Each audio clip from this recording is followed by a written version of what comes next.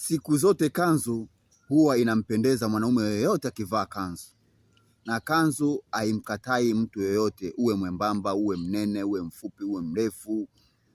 Kanzu ukivaa lazima ikupendeze tu. Lakini sasa kuna watu waovyo sana mtaani kwetu.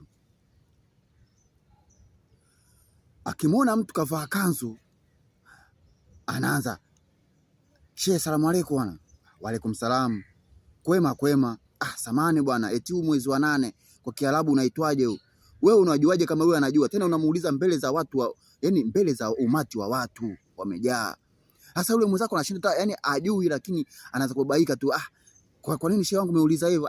Nataka nijue tu, maana mwenyewe pia nanili. Kwa nini usiende msikitini ukaulize shehe mkuu au ukamuulize ustazi upate majibu hayo? Mtu anayevaa kanzu sio kila mtu anajua dini.